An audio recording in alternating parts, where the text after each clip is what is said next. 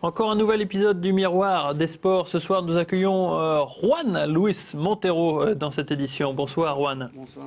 On insiste bien sur Juan Luis parce que vous vous appelez Juan Luis, on est d'accord? Oui, c'est Juan Luis. Ouais, c'est à Issois qu'on a commencé à vous appeler Jean-Louis. Mais vous êtes toujours appelé Juan Luis et dans l'état civil, c'est Juan Luis. Oui, c'est Juan Luis, mais là, en français, c'est Jean-Louis. Ouais. Vous êtes un enfant d'Issois, Juan. Vous avez vécu là-bas très longtemps. Vous êtes né à Bar-sur-Seine parce que des hôpitaux à Issois, il n'y en avait pas beaucoup. Oui. Né de parents émigrés espagnols. Oui. Votre père est bûcheron. C'est dur la vie à la maison parce que il travaille très dur, votre père. Oui, disons qu'ils ont quitté l'Espagne après la guerre civile. Ils sont venus en France, à Issois, et bon, c'était des journées de 16 ou 17 heures par jour. Et puis ma mère a été femme de ménage. Oui. C'était des périodes difficiles pour eux. Vous avez pas mal appris de vos parents à Issois parce que la vie a été dure. Donc du coup, vous vous êtes dit, il va falloir que je travaille dur justement pour essayer justement que mes parents soient fiers de moi. Oui, c'est vrai que j'ai vu tous mes parents travailler toute leur vie très très dur pour réussir de donner à manger à leurs enfants. Et oui. Bon, c'est vrai que pour nous, pour moi, c'était un peu plus facile que pour mon frère et ma sœur qui étaient plus âgés que moi. Oui. Mais c'est vrai qu'ils m'ont donné des valeurs de courage que j'ai pu voir pendant toute Et que vous avez encore. Oui. On va voir quelques photos de cette époque à Issois. Vous avez déjà tout petit la fièvre du ballon.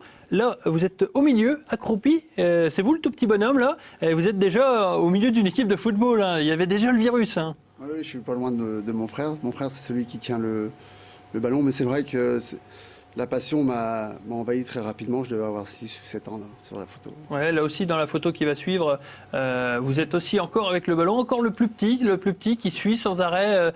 C'était l'équipe d'Issois, je pense. Vous voyez, le petit avec le ballon, c'est Jean-Louis Montero. Enfin, Juan Luis, excusez-moi. Et ensuite, avec la coupe, déjà un petit peu meneur d'hommes, j'ai envie de dire, hein, capitaine. Ouais.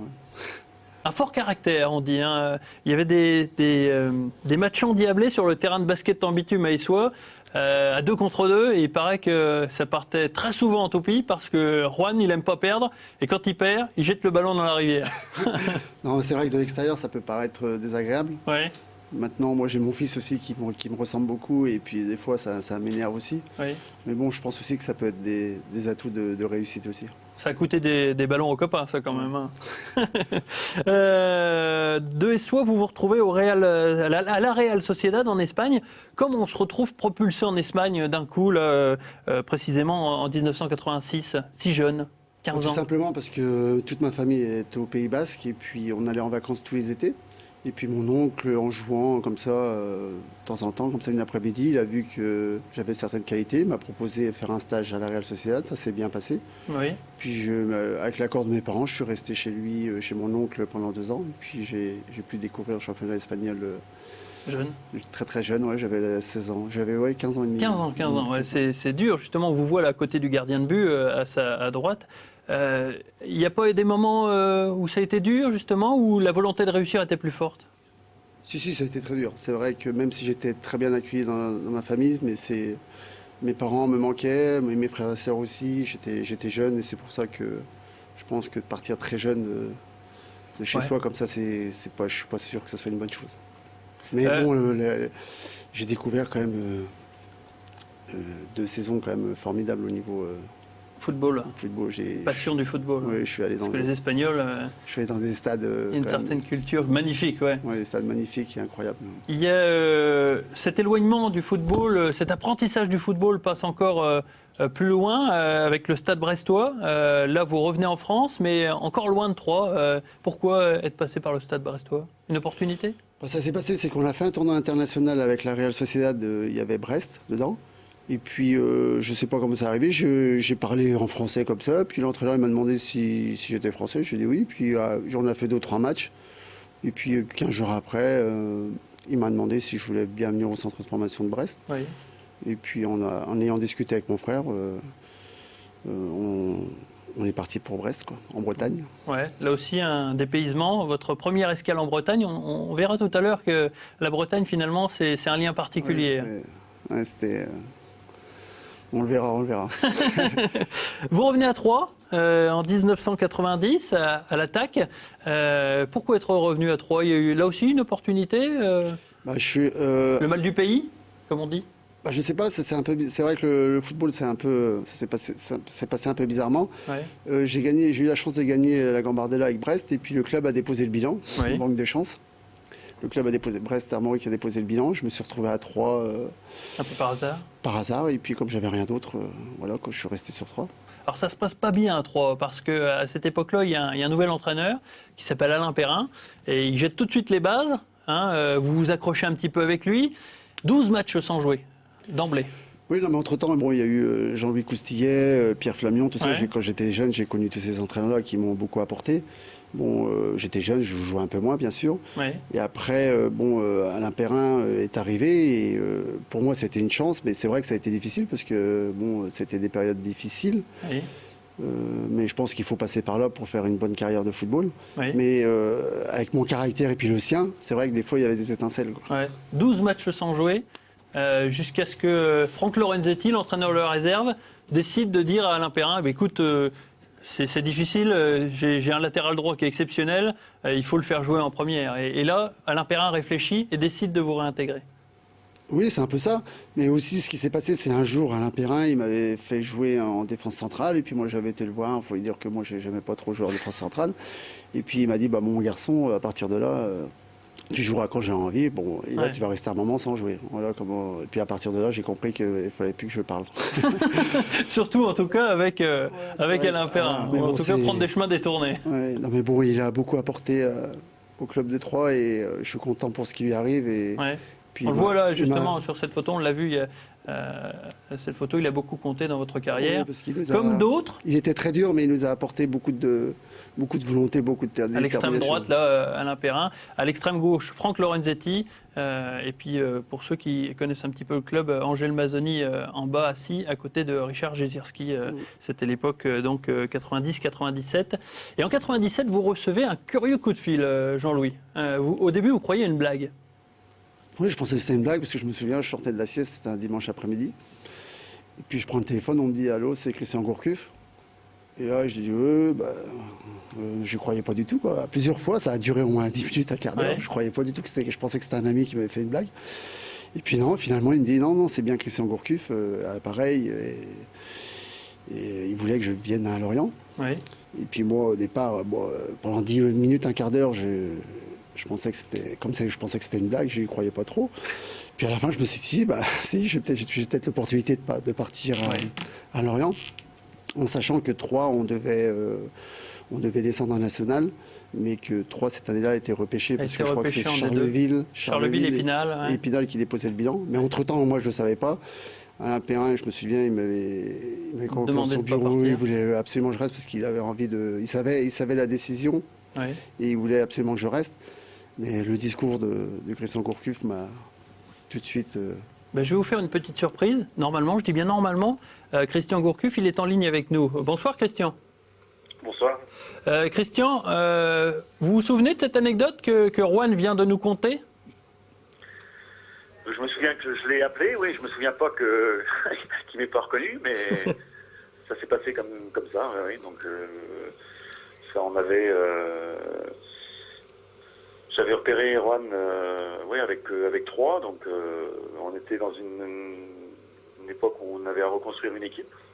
On a fait d'ailleurs avec beaucoup de succès, puisqu'on a accédé à la L1 à l'issue de la saison. Et ça a été une aventure extraordinaire. Oui. C'est quelqu'un qui est resté longtemps dans vos petits papiers, c'est un arrière qui vous a tout de suite plu. Oui, il avait toutes les qualités pour me plaire et pour s'intégrer à Lorient. C'est-à-dire qu'il c'était un très bon technicien, joueur offensif. Il avait la grinta, il avait le tempérament.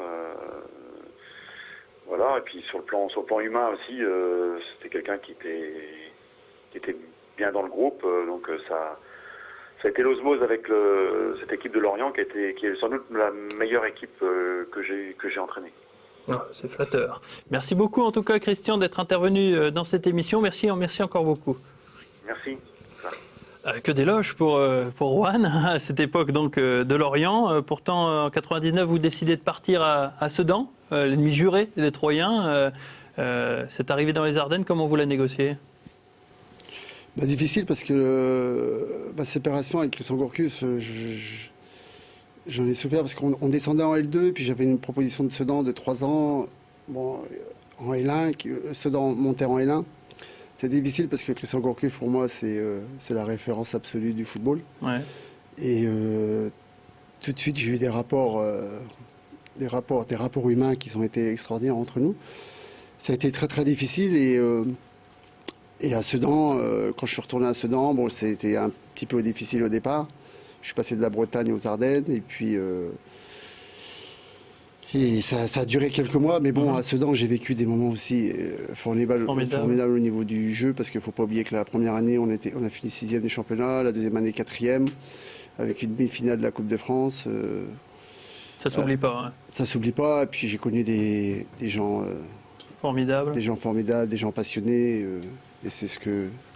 Quand on a la chance d'être footballeur professionnel, c'est ce qu'on recherche. Ouais. Une année à Guingamp, ensuite 2002-2003, l'année de Guingamp avec Didier Drogba, avec un tas de joueurs formidables où Guingamp termine dans les tout premiers du championnat. Là aussi, ça doit marquer une carrière de footballeur. Hein. Oui, j'ai eu la chance de jouer, c'est vrai, avec des grands joueurs.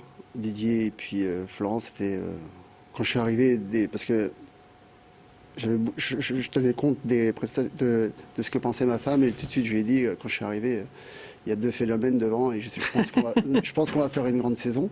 Et elle me disait, arrête, c'est pas vrai et tout. Et je lui ai dit, si, tu verras, on aura une grande saison. Et puis c'est vrai que je suis super content pour eux, parce que c'est des gens super humbles, des gens authentiques et qui sont partis de très bas. Et aujourd'hui, ils ont la chance de faire une grande carrière. Je suis vraiment content pour eux. Et avoir joué avec des joueurs comme ça, c'est vrai que c'est une chance inouïe. Ensuite, vous choisissez de revenir dans votre club de cœur, votre patrie, votre département, les Stacks, en 2004, après une expérience à Clermont. Et là, honnêtement, vous remontez tout de suite en Ligue 1 avec Jean-Marc Furlan. Vous vous attendiez justement à retrouver le haut niveau aussi rapidement avec une équipe qui était un petit peu malade quand vous la rejoignez en 2004 ? Oui, tout à fait. C'est vrai qu'il y avait des gros problèmes financiers au départ. Et je suis revenu parce que, déjà, c'est ma ville, c'est mon club. Et puis aussi, c'est la seule montée qui me manquait, parce que j'avais participé à toutes les montées de National 2 jusqu'en L2. Oui. Il me manquait celle-ci. Et quand je suis arrivé, mon premier objectif, c'était je voulais faire cette montée-là. Et puis c'est pareil, là, il y avait des joueurs avec une mentalité extraordinaire. La première année était... j'ai fini la première année avec Lutz Belgique. Après, il y a eu Jean-Marc Furlan qui est arrivé, avec un groupe de joueurs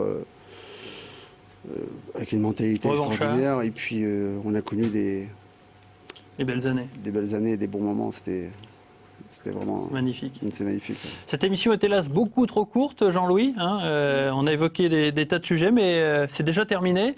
On va terminer en disant que depuis votre retraite en 2008, vous avez décidé de vous reconvertir dans l'immobilier avec réussite, puisque apparemment ça marche plutôt bien pour vous, puisque depuis Toulouse-Fontaine, vous avez réussi à investir, à réussir, ce qui n'est jamais facile pour un joueur donc de football qui a passé la main.